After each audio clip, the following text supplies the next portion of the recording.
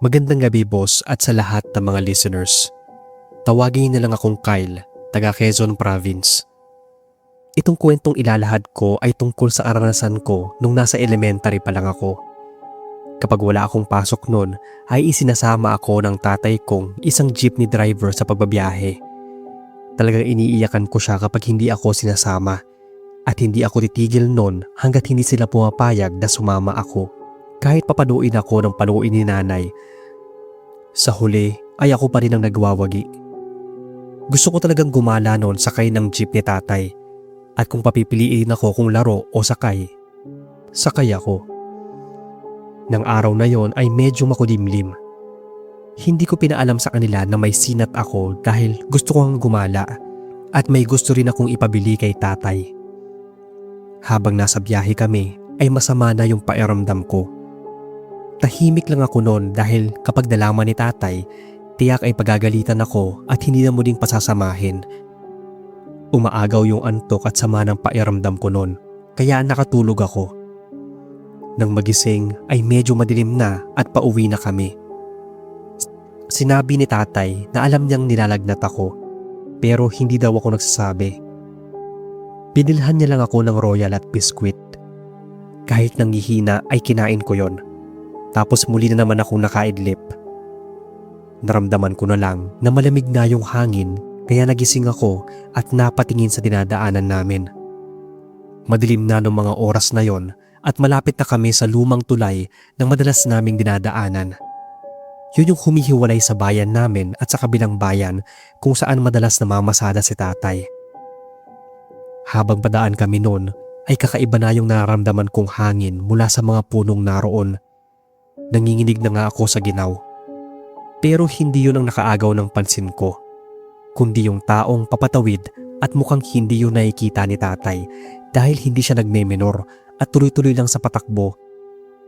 Bigla nga akong napahiyaw kaya naapakan niya bigla yung preno. Ano raw yung nangyari sa akin? Tinanong ko siya kung hindi ba niya nakikita yung tumatawid. Muntik na kako niyang masagasaan yun. Pero wala naman daw tumawid. Nang tingnan ko ay wala nga. Hinanap ko pa yon sa magsinggilid na daan. Walang katao-tao. Napakamot ulo na lang ako. Tandang-tanda ko pa nga yung suot ng babaeng nakita ko. Nakabestida siya na parang bulaklakin. Kaya ganoon na lang yung gulat ko nang muli kong makita yung babae na patawid sa dadaanan namin. Sa bilis ng patakbo ni tatay ay hindi ko na siya nasabihan. Kinilabutan ako ng sobra noon dahil tumagos ang jeep namin sa katawan ng babae. Mabilis akong napalingon at napatingin noon sa salamin. Pero wala na yon. Napatingin ako kay tatay at naatingin din pala siya sa akin. Tanong niya ay kung bakit ang likot ko. Sinabi ko sa kanya na may nakita akong babae. Nung mga oras na yon ay wala kaming sakay na pasahero. Kaya sinermonan ako ni tatay habang nagmamaneho siya. Ano raw ba ang nililikot ko sa upuan? Muli akong napalingon sa labas. Malayo na kami kung saan ko nakita yung babae. Sinabi ko noon kay tatay na muli kong nakita yung babae na akala ko ay mababangga niya. Pero kako tumagos lang yon sa jeepney namin. Kasi bata pa ako noon kaya hindi ko naisip na baka matakot si tatay. Basta kinwento ko lang yung nakita ko. Napamura si tatay at sinabihan ako na wag nang kung saan-saan tumitingin at kung ano-ano yung nakikita ko. Kaya napatingin na lang ako noon sa salamin na agad kong pinagsisihan hanggang ngayon. Bigla akong napasiksik kay tatay. Tanong niya ay bakit na naman daw. Hindi na ako kumibo. Sinabi ko na lang na bilisan niya yung pagmamaneho para maarating na kami sa bahay. Napakapit ako sa laylayan ng damit niya noon. Pani naman ang tingin ni tatay sa salamin. Pero sa pagtataka ko ay parang wala siyang nakikita sa likod. Nagulat kasi ako noon dahil hindi naman siya huminto. Pero bakit may nakasakay ng babae sa likuran ng jeep namin? Natatakpan ng buhok nito yung mukha niya at hindi yun lumilingon sa amin. Mahina akong sinabi kay tatay na, "Tatay, may pasahero pa sa likod. Baka lumagpas na sa bababaan niya." Napaligon saglit nun si tatay. Muntikan na niya akong batukan dahil wala naman daw. Pinagpilitan ko nung meron. Pinatahimik na lang niya ako. Madidisgrasya daw kami sa ginagawa ko. Kaya naman hindi na ako nakaimik nun. Hanggang ngayon ay pinagtatalunan pa rin namin yon ni tatay. Grade 5 ako noong mga panahon na yon at may isip na. Kaya naaalala ko talaga na nangyari yung mga nakita ko. Nang huminto si tatay dahil may nakita kaming bilihan ng pritong manok, wala na yung babae sa likod. Wala na rin akong kibo hanggang sa maarating kami ng bahay. Pero sinumbong niya ako kay nanay at sinabing hindi na ako sasama ulit. Umiyak talaga ako noon at sinabing totoo naman yung mga nakita ko. May babae talagang tumawid at tumagos sa jeep. Andun din yon na asakay sa likuran ng jeep namin. Pero ayaw talagang maniwala ni tatay. Natuluyan ang lagnat ko ng gabing yon at ang sabi ni nanay, sobrang init ko na daw.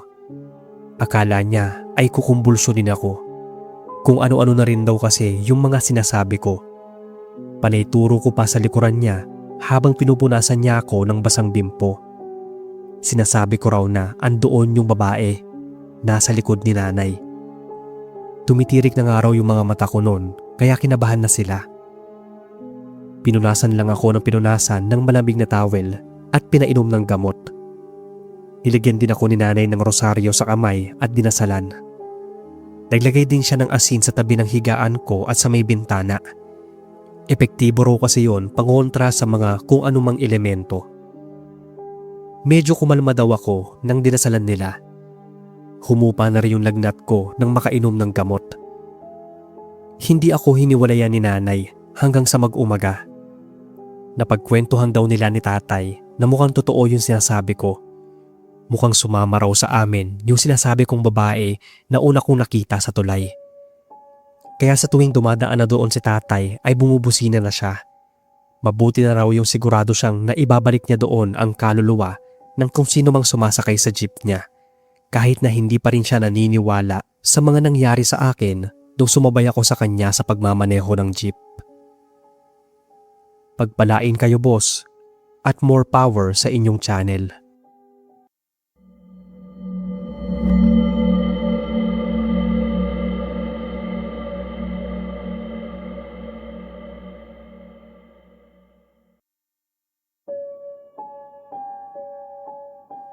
Magandang araw sa inyo boss, ganon din sa mga nakikinig sa inyo. Itagoy na lang ako sa pangalang Cardo mula sa Cavite. Itong kwento ay pinasulat ko na lang sa anak kong nasa high school. Palagi ko itong kinukwento sa kanilang magkakapatid na madalas palang nakikinig sa inyo. Kaya sabi nila ay ipapadala daw nila itong karanasan ko sa inyo para mapainggan ko daw sa YouTube. Karanasan ko ito nung nangihiram pa ako ng jeep sa kumpare ko. Kapwa ko jeepney driver, yung kumpare kong tawagin nating Ramon. Ngunit natigil siya buhat ng magkasakit. Yung jeep na minamaneho niya ay nabili lang daw niya sa murang halaga. Second hand pero maayos pa naman. Pinahiram niya yun sa akin at binibigyan ko siya ng 500 kada araw kapag may biyahe ako.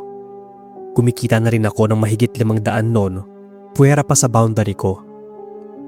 Pag mahina ang kita ay hinahati na lang namin kung magkano. Minsan kasi ay hindi na niya ako sinisingil dahil binibigyan naman siya ng mga anak niya na may mga trabaho na. Wala akong alam noon kung paanong nakuha ni kumpare ng napakamurang halaga yung jeepney. Basta hindi niya dinetalye at nahiya na rin naman ako magtanong. Medyo nainggit pa nga ako sa kanya dahil nagkaroon siya ng sariling jeep na hindi gaanong gumastos ng malaki. Pero laking pasalamat ko rin dahil pinapahiram niya sa akin yon na mababa lang ang singil niya sa bawat biyahe. Minsan ay ginabi ako noon at hindi ko na naidaan sa kanila yung jeep. Kaya doon ko na lang pinarada sa bakuran namin. May sarili kasi itong garahe kapag nasa kanila. Hindi naman ganun kalayo yung bahay nila pero kasi sobrang pagod na rin ako na parang ayoko nang lumakad pa. Malapit sa silid namin yung pinaglalagyan ng jeep. Nasisilip ko yon. Sabi kasi ni pare, minsan daw ay may mga kabataang tumatambay sa loob ng jeep. Baka kung ano daw ang ginagawang kababalaghan. Kaya nilapit ko yun sa bahay para marinig ko kung may pumasok ba sa loob nun. Mahimbing na ang tulog ng asawa ko. Nasa kabilang kwarto naman yung dalawa kong mga anak na pareha sa babae. Antok na rin ako nun kaya agad na akong nakatulog. Pero nagising ako ng alanganing oras dahil may narinig akong parang umiiyak. Inilawan ko yung asawa ko at mahimbing naman yung tulog niya. Lumabas ako ng silid namin kahit antok pa. Hindi kasi ako makatulog ng maayos kapag ganung may narinig akong ingay o kahit katiting lang na ingay. Hindi ako mapapakali. Lumapit ako sa silid ng mga anak ko at pinakinggan kung doon ba nanggagaling yung pag-iyak. Wala naman akong narinig doon. Gusto ko sanang silipin pero nakalock yung pinto nila. Kaya sinundan ko na lang kung saan nanggagaling yung iyak. Napadpad ako sa labas ng bahay. Para akong hinahatak ng papalapit sa jeep. Kumabog yung dibdib ko. Kinakabahan ako sa isiping baka anak ko yung umiiyak. Baka lumabas yon at pumasok ng jeep. Baka may nangyaring hindi maganda sa kanya.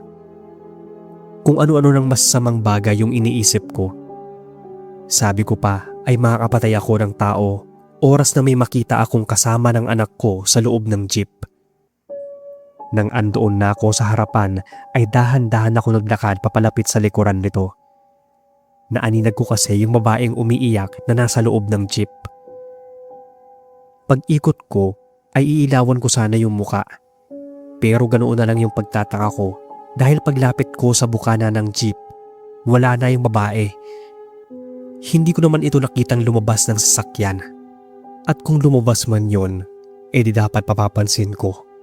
Dapat may maririnig pa rin akong mga yapak o marahang paglangit-ngit ng jeep. Pero wala talaga akong narinig at nakita.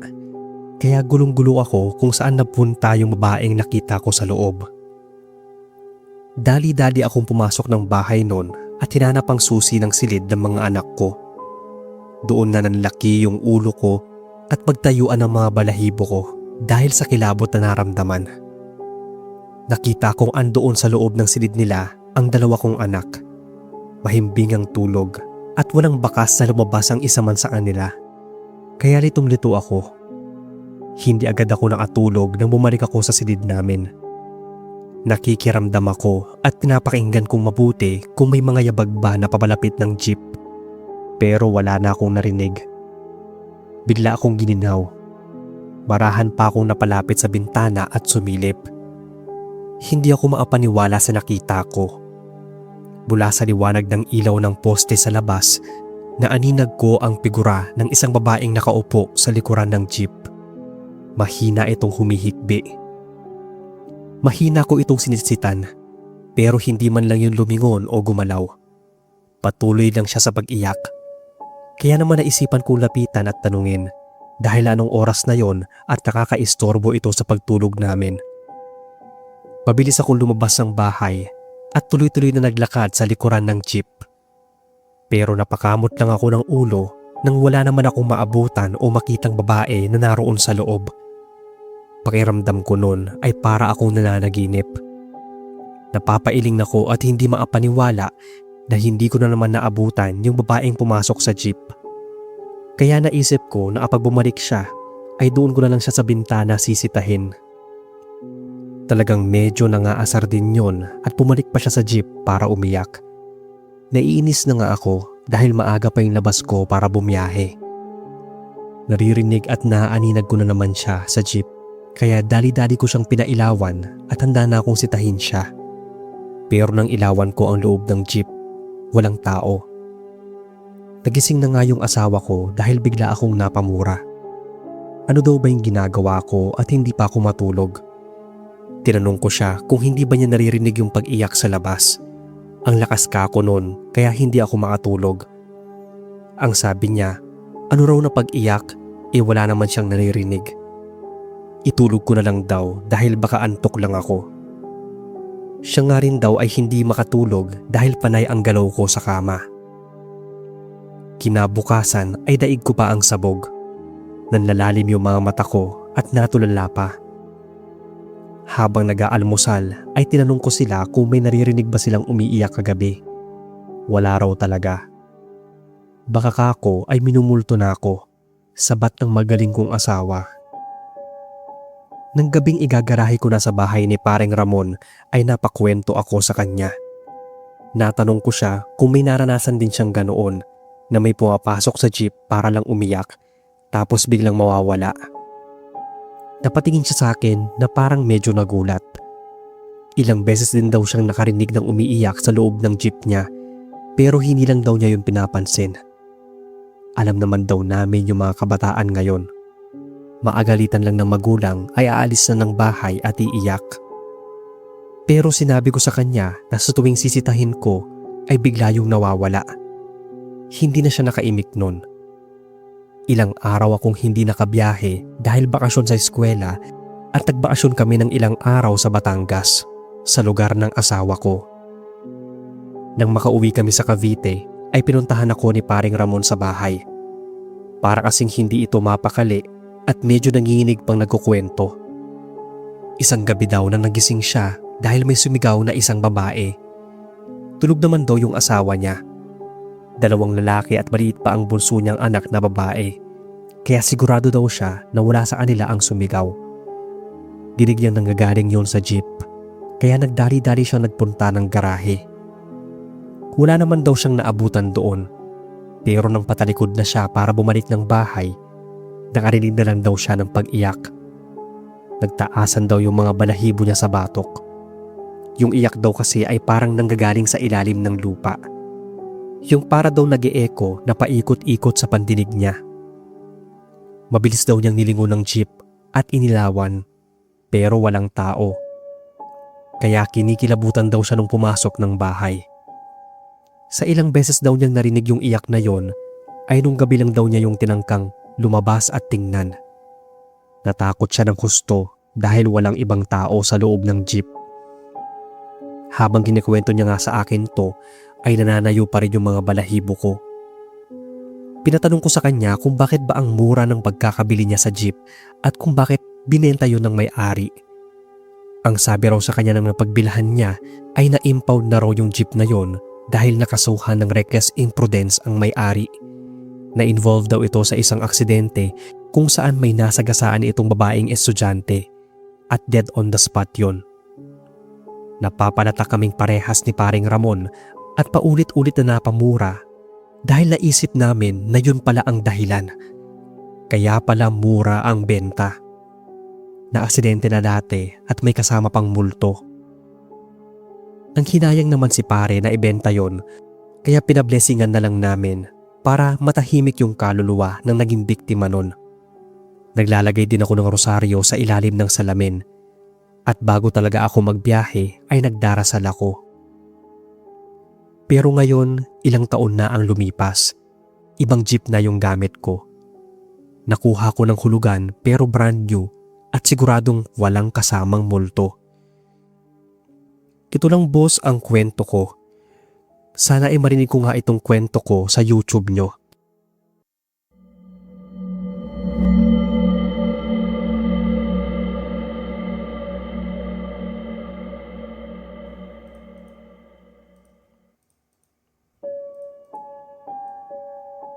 Magandang araw sa inyo Sir Bob at sa lahat ng mga nakikinig sa inyong channel. Tawagin na lang akong Felix, taga Guimaras, 35 anyos, isang jeepney driver. 18 pa lang noon nang magsimula akong mag-drive ng jeep dito sa amin kapag walang pasok o di kaya ay sem break. Hindi ko nababanggitin yung baryong kinagisnan ko.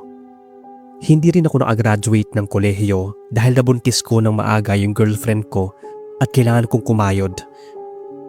Itong karanasan ko ay nangyari 10 taon na ang nakaraan. Sanay na akong magbiyahe sa lugar namin. Halos araw-araw ay dinadaanan ko ang parehong daan, parehong kalsada at mga tulay at mga kabahayan. Pero kakaiba ang araw na yon. May nangyari sa akin na hindi ko maipaliwanag.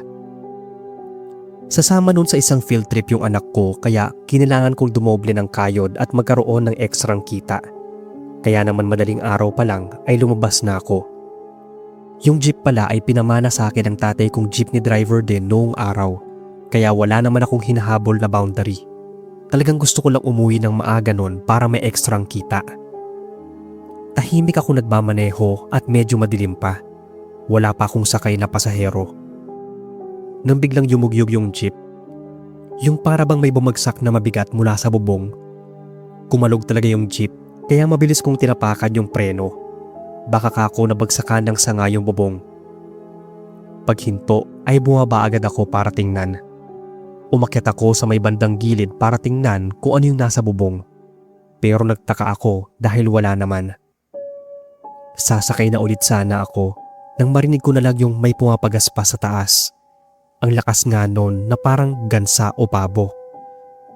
Pero napatingala ako at doon nga nagmumula yung pagaspas.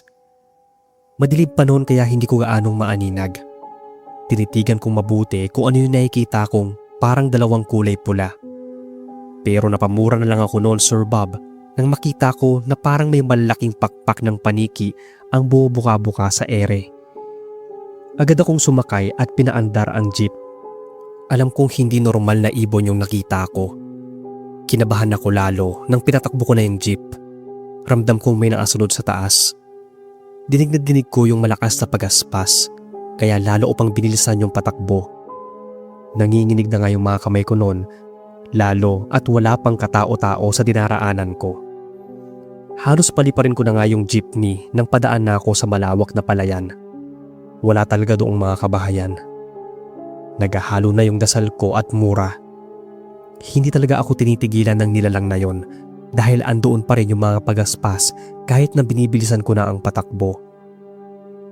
Laking pasalamat ko noon, Sir Bob, dahil sa wakas may nakaabang ng pasahero sa akin. Pero nang mailawan ko ng headlight ay nakita ko ang isang matandang babae.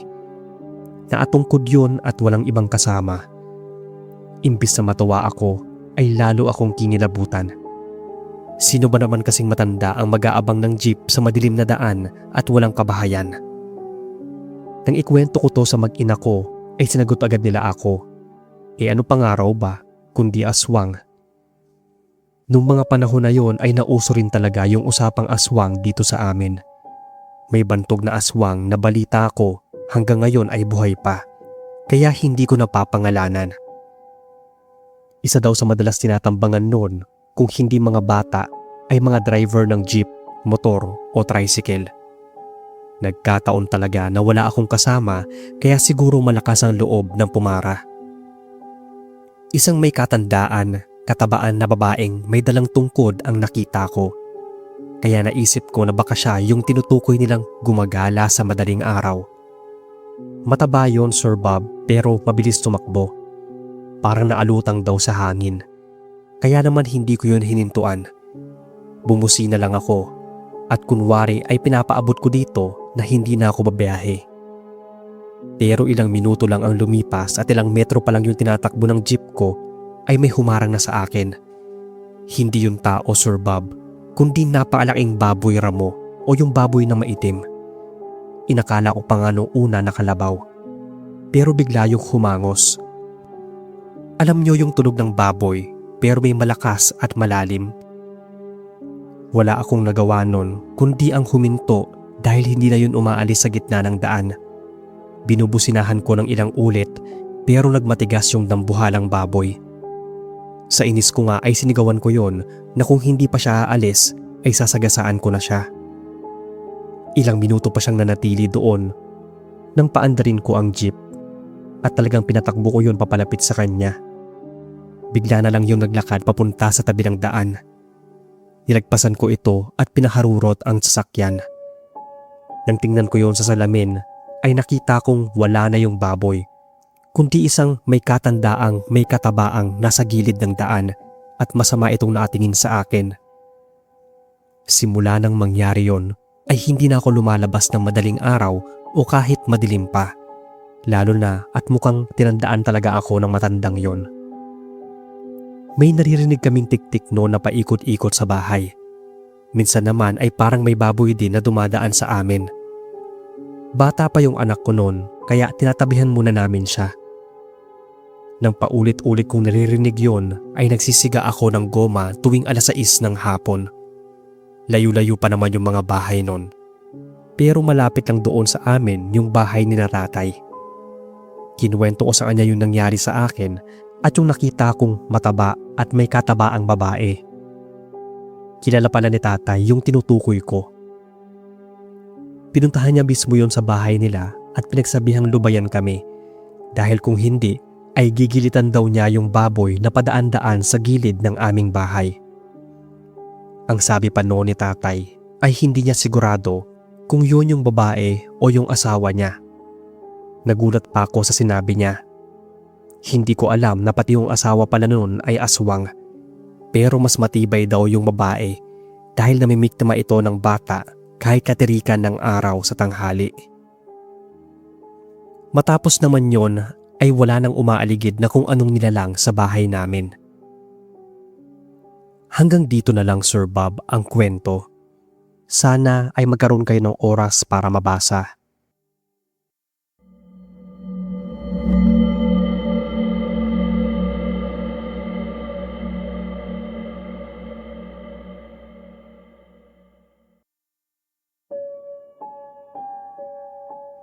Hello Sir Bob at sa lahat. Tawagin mo na lang akong Lara, 30 years old, taga Zambales.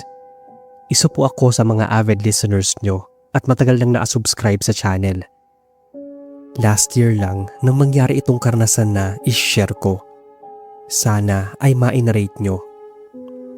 Last year yon, bandang May, walang pasok. Kaya nagpasya kami magpunta ng beach. At dahil marami kami ay nag-arkila kami ng jeep. Jeep lang ang rentahan namin at salitan noon sa pagmamaneho yung tito ko at yung pinsan kong tawagin nating Bong. Isa sa mga beach dito sa Zambales ang pinuntahan namin at nag-overnight kami. Nagiinuman, kantahan, kwentuhan at tawanan hanggang sa maubos na yung inumin at pulutan namin. Nauna na rin magpatulog ng mga bata. Kami naman ay nasa dalampasigan pa at nagkukwentuhan. Nagulat na lang kami nang biglang may bumusina. Kami-kami na lang kasi yung nasa resort. Yung jeep na lang naman yung nakaparada doon malapit sa lodging house na tutulugan namin. Kaya mabilis na tumakbo yung pinsan ko papuntang jeep dahil baka may nangailam na nun. Pero pagdating niya ay wala naman daw tao. Saka naalala niya na nakay tito yung susi at tulog na rin siya nun. Kaya sinabi niya sa amin na hindi yung jeep namin ang bumusina. Baka daw may dumaan na jeep o sasakyan at sumakto lang na bumusina pagdaan ng resort. Mga bandang 11:00 ay may mga amats na kami. Nagpaalam na rin na magsisipagtulog na. Habang papalapit kami sa lodging ay biglang umilaw yung headlights ng jeep. Bigla akong napasabi ng, "Oh, yan na naman at may nangingialam ng jeep." Doon ko kasi talaga narinig yung busina. Kaya naisip ko na baka may kubuha ng susi at pinagtitripan kami gamit yung jeep na yon. Pero namatay naman yon nang matapat na kami doon. Sinilip namin sa unahan. Walang taong nakasakay. Ang bilis naman daw umalis nun.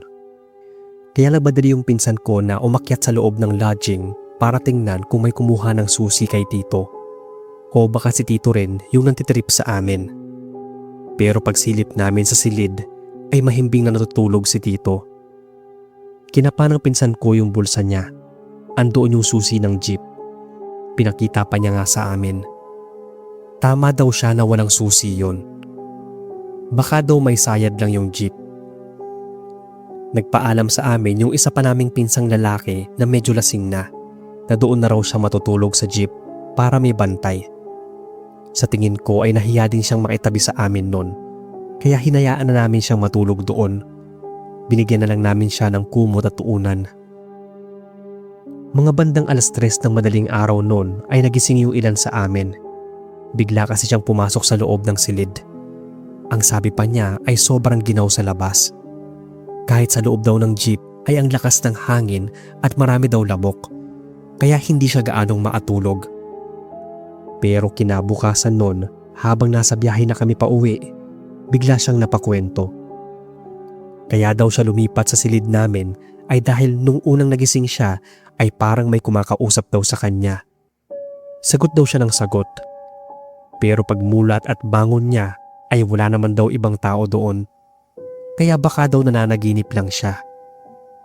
Pero nang maatulog siyang ulit ay nagising na naman siya nang maramdaman niyang parang may nakahawak na sa mga paa niya at malamig daw yon.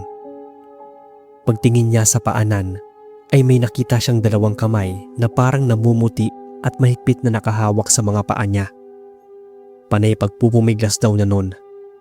Ang tagal pa bago niya maramdaman na wala na yung nakahawak.